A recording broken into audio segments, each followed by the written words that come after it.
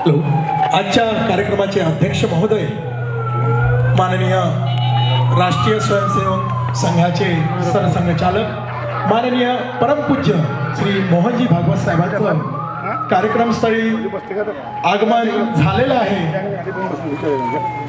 परमपूज्य माननीय श्री मोहनजी भागवत साहेबांचं आपल्या राजरत्न पुरस्कार 2023च्या या कार्यक्रमस्थळी अध्यक्ष म्हणून इथे या राजवाड्याच्या प्रांगणामध्ये त्यांचं आगमन झालेलं आहे।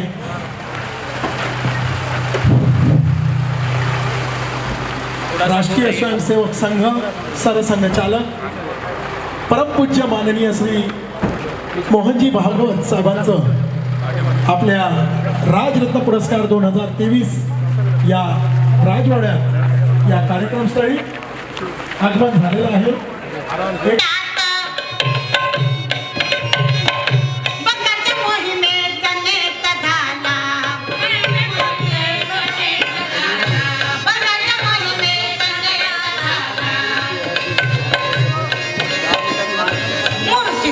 खान त्यात मेहला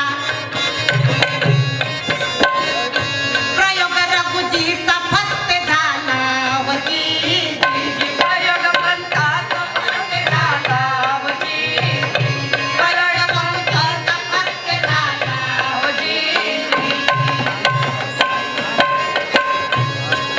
रघुजीने ओलीचा बंगल भर काही भागवा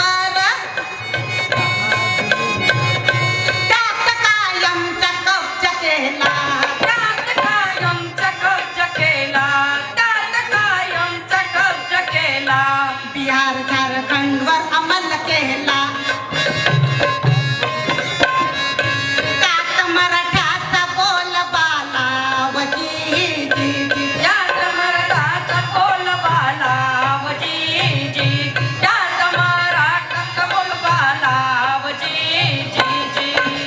हिंदवी स्वराज्य के संस्थापक और एक आदर्श शासनकर्ता श्रीमंत छत्रपति शिवाजी राजे महाराज भोसले ने छत्रपति शिवाजी महाराज की, छत्रपति शिवाजी महाराज की, छत्रपति शिवाजी महाराज की।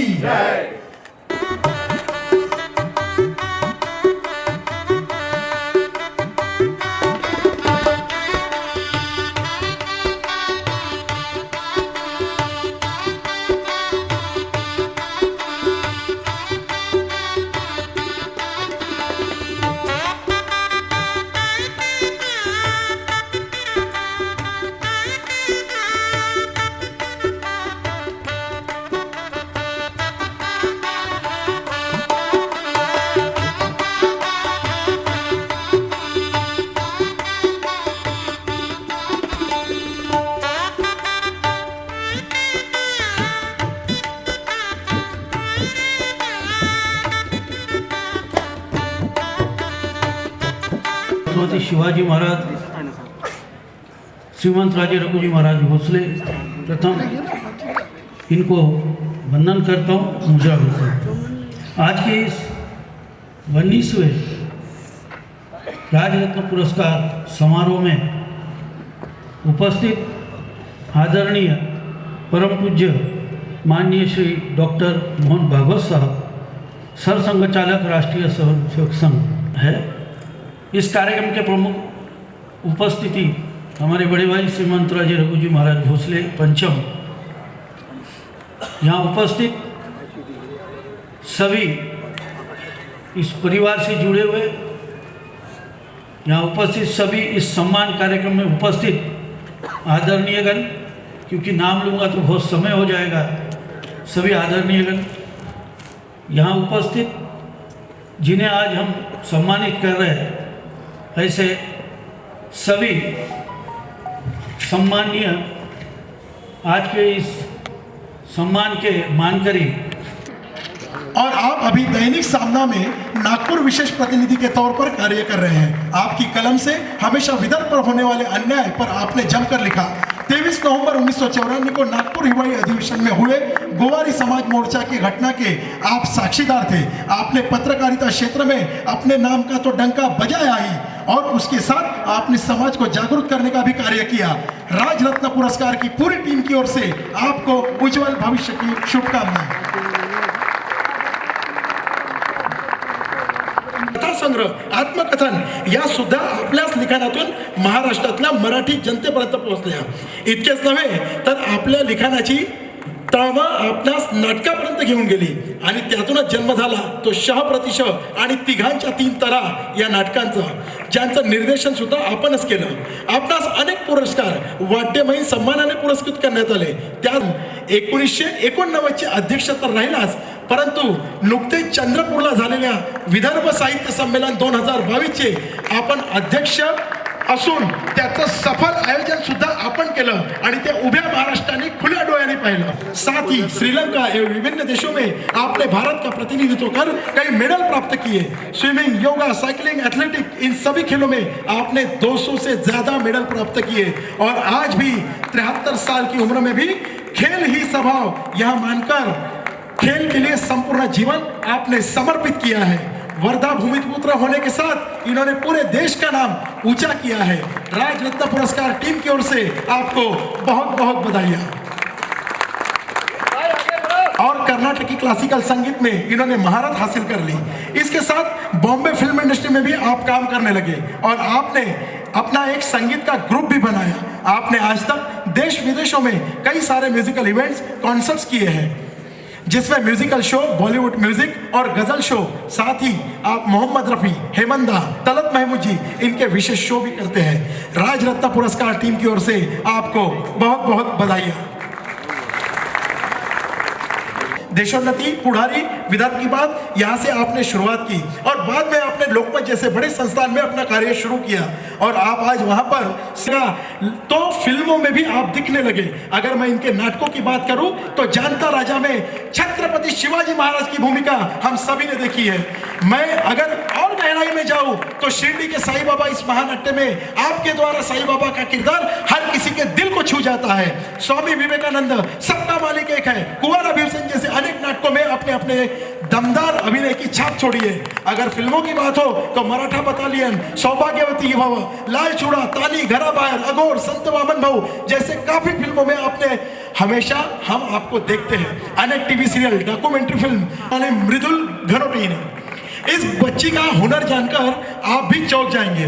कुमारी मृदुल डांस करती है और उसमें भी उसने कई पुरस्कार प्राप्त किए हैं। कुमारी मृदुल हॉकी खेलती है, उसमें भी उसने कई राज्य स्तरीय पुरस्कार प्राप्त किए हैं। कुमारी मृदुल वक्तृत्व स्पर्धाओं में भी हिस्सा लेती है और उसमें भी उसने कई पुरस्कार प्राप्त किए हैं।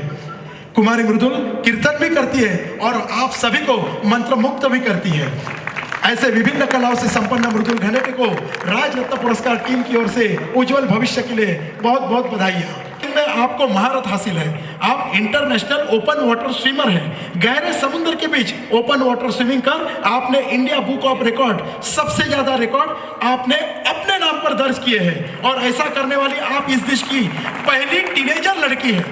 आप देश की जिन्होंने पर हैंडलैंड आइसलैंड यहाँ पर स्विमिंग मैराथन में लगातार 16 किलोमीटर तक स्विमिंग कर देश का नाम रोशन किया है। इतना ही नहीं, आपने कसारसाई डैम, पुणे, भागीरथी नदी, वेस्ट बंगाल और गंगा नदी यहाँ पर लॉन्ग डिस्टेंस चैंपियनशिप में आप प्रथम स्थान पर रही।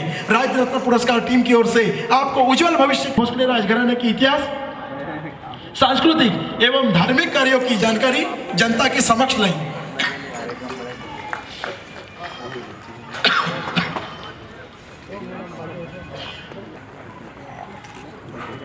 हाल ही में उनके द्वारा उत्तरायण पुस्तक का विमोचन किया गया, जिसे वे मंच पर उपस्थित मान्यवरों को दे रहे हैं। भोसले राजघराने के इतिहास पर गहरा संशोधन किया एवं बाद में आपने कई सारे हेरिटेज वॉक का आयोजन कर शहर के नागरिकों को, युवाओं को भोसले राजघराने के इतिहास से रूबरू किया, जिसमें आपने भोसले राजवाड़ा, रुक्मिणी मंदिर, काशीबाई राजघाट एवं अन्य स्थानों पर हेरिटेज वॉक। आज भारत देश एक महाशक्ति के तौर पर पूरे विश्व में बहुत ही तेजी से उभर रहा है और इस देश के प्रगति में अहम योगदान है राष्ट्रीय स्वयंसेवक संघ का। यह विश्व की सबसे बड़ी गैर राजनीतिक संस्था है और उसके मुखिया यानी सरसंघचालक परम पूज्य माननीय श्री डॉक्टर मोहन जी भागवत जी, जो आज के कार्यक्रम के अध्यक्ष के रूप में यहाँ पर उपस्थित हैं। इनका पूरा नाम मोहन राव मधुकर राव भागवत। इनका जन्म 11 सितंबर 1950 को महाराष्ट्र के चंद्रपुर जिले में हुआ। वैसे तो इन्होंने पशु चिकित्सा और पशुपालन में स्नातक की उपाधि प्राप्त की है, परंतु जिनके दिल में देश सेवा का जज्बा कूट कूट कर भरा हो, वह एक जगह शांत होकर कैसे बैठ सकते हैं। कुछ ही दिनों बाद आप संघ के पूर्णकालिक स्वयंसेवक बन गए। 31 मार्च 2009 को माननीय मोहन जी भागवत आप संघ के सरसंघ चालक मनोनीत हुए।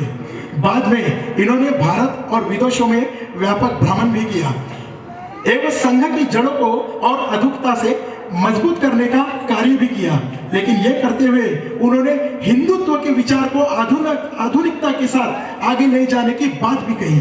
यह देश पूरे विश्व में सबसे बड़ी शक्ति बनकर अपने स्थान पर खड़े होकर आप सबकी जोरदार तालियों के बीच मैं यहाँ अध्यक्षीय भाषण देने हेतु आमंत्रित करता हूँ राष्ट्रीय स्वयंसेवक संघ सरसंघ चालक परम पूज्य माननीय डॉक्टर मोहन जी भागवत इन्हें। श्रीमंत रघुजी राजे, आदरणीय श्रीमंत मधुजी राजे, राज परिवार के सभी आदरणीय सदस्य, आज जिनका गौरव हुआ है वो सारे गौरव मूर्ति, उपस्थित नागरिक सज्जन, माता भगिनी। जोग सर ने उल्लेख किया है संघ का ही रिश्ता भोसले राज परिवार से नागपुर में डॉक्टर साहब के समय से चलता आ रहा है। समान धर्मा व्यक्तियों की दोस्ती होती है और ये जो परंपरा चली है उसका समान धागा है देशभक्ति, देश हित की चिंता। अब भोसले राजघराने के इतिहास पर संशोधन करने वाले लोग यहाँ बैठे हैं। मुझे उतनी जानकारी नहीं है, लेकिन थोड़ी बहुत जानकारी है। तो शिवाजी महाराज के द्वारा प्रवर्तित स्वराज्य का जो महाप्रयास चलता रहा, शिवाजी महाराज के रहते हुए दक्षिण मुक्त हुई, उत्तर और पूर्व में मुक्त करने का जो अभियान चला, पूर्व का ये मुक्ति अभियान नागपुर से चला, भोसले राजघराने के नेतृत्व में चला। और ये करते समय राजा भोसले तो थे, लेकिन अनासक्त राजा थे। ये एक घटना से पता चलता है, ऐसा मैंने सुना है कि बिहार में जब और मराठा सेनाएं भोसलाओं के नेतृत्व में जाने लगी, उसी समय पेशवाओं का भी वहां पदार्पण हुआ और दोनों में वाद होने की स्थिति आई कि कौन जाए वहां, कौन वहां, क्योंकि जो उसको विजयी करेंगे उनके हाथ में आएगा सारा इलाका। तो वाद विवाद को बिना किए भोसलाओं ने पेशवाओं को कहा कि आप करिए, हम पीछे हटते हैं। यह समझदारी सदा सर्वदा सब समय अगर हम लोगों में होती तो शायद भारत परतंत्र भी नहीं होता।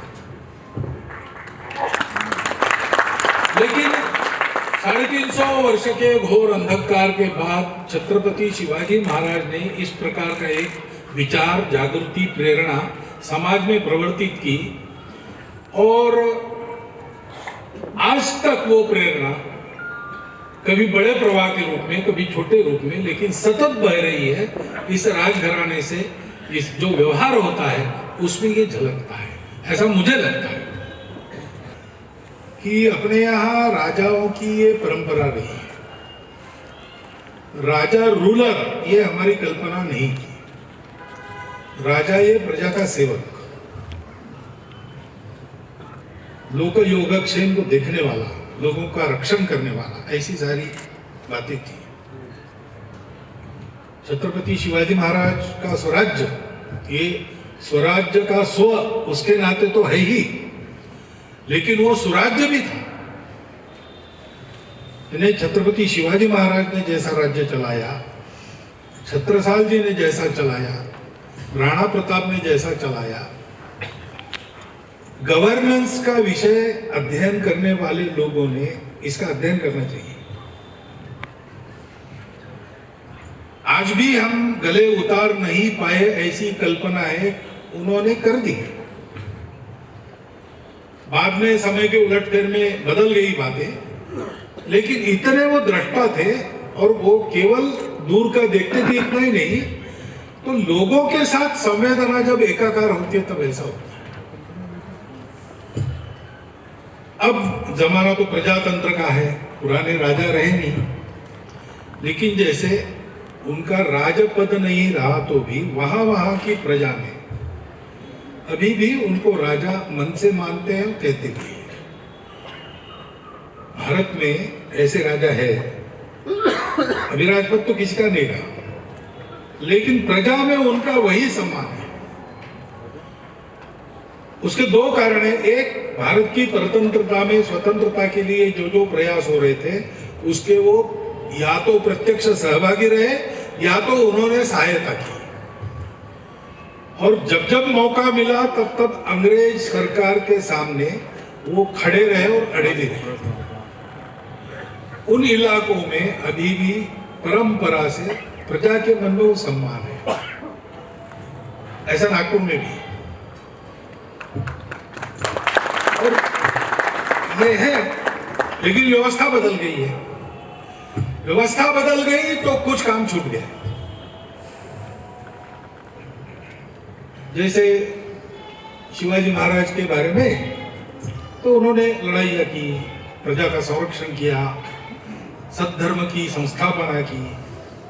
धर्म का रक्षण, धर्म यानी पूजा का नहीं, धर्म से जो व्यवहार होता है परस्पर आत्मीयता का, दूसरे को किसी प्रकार का और नुकसान न पहुंचाने का, उसको सुरक्षित रखा, आगे बढ़ाया और परिचक्र का निवारण किया, सीमाओं का संरक्षण किया। तो सीमाओं का संरक्षण, परिचक्र का निवारण, ये सारी बातें और राज्य का ठीक संचालन, ये सारी बातें आज के व्यवस्था के हाथ में है। परंतु केवल उतना नहीं है। शिवाजी महाराज के बारे में दो श्लोक जो मैंने सुने, उसमें एक में वर्णन है, शिवाजी महाराज को कहते हैं, त्वं जनपद संस्कर्ता, त्वं जनगण धीदाता। और अपने सुभाषित में एक राजा का जो वर्णन है, प्रभु कहा गया है। तो प्रभुत्व पाने के लिए जो आवश्यक प्रमुख 5 गुण है, उसमें पहले 2 क्या है? पात्रे त्यागी, गुणे रागी। सत्पात्र व्यक्तियों को देने वाला और गुणों की कदर करने वाला। तो आज की व्यवस्था में हम सब अधीन हैं, देश के नागरिक के नाते। यहाँ के जिनका राजपद अब नहीं है वो राजा भी अधीन है, हमारे जैसे ही अधीन है। परंतु परंपरा से जो संस्कार आया है, सुसंस्कार आया है, उसमें कुछ काम छोड़ देने पड़े, व्यवस्था के अधीन हो गए तो भी। ये जो पात्रे त्यागी गुणे रागी वाला काम है, जनपद संस्कार और जनगण को धी देना, आगे और भी कहा है, अभिजनम आर्तानाम अति दीनानाम बांधव, बांधव मति दीनानाम, ऐसे कहा। यह सारी बातें परंपरा से चलनी चाहिए, चल रही है। नागपुर के भोसला राजगढ़ राजा रत्न गौरव पुरस्कार भोसले कुल का भूषण है, लेकिन केवल उनके कुल का भूषण नहीं है। इसके चलते समाज अपने देश को दुनिया में भूषणास्पद बनाएगा, ऐसी उसकी ताकत भी बनती है। और इसलिए इन कार्यक्रमों का प्रोत्साहन भी प्रतिवर्ष इसमें अच्छी उपस्थिति में रहकर हमको करना चाहिए। और इससे प्रेरणा लेकर जितना हम कर सकते हैं उतना हमने भी प्रारंभ करना चाहिए। तो राजा रत्न पुरस्कार की परंपरा जो चली है, उसके पीछे जो उद्देश्य है, वो उद्देश्य सफल होगा। ये उद्देश्य उत्तरोत्तर अधिकाधिक सफल होता जाए, ऐसा हम सब करें और राजरत्न पुरस्कारों में इस बार 2 नई बातें जुड़ी है, 2 नए पुरस्कार जुड़े हैं। ऐसी इसमें और नए पुरस्कार आप हम सब लोगों के सहयोग से जुड़ते चले जाए, एक शुभकामना मैं ये देता हूँ और मेरे 4 शब्द समाप्त करता हूँ। बहुत बहुत धन्यवाद।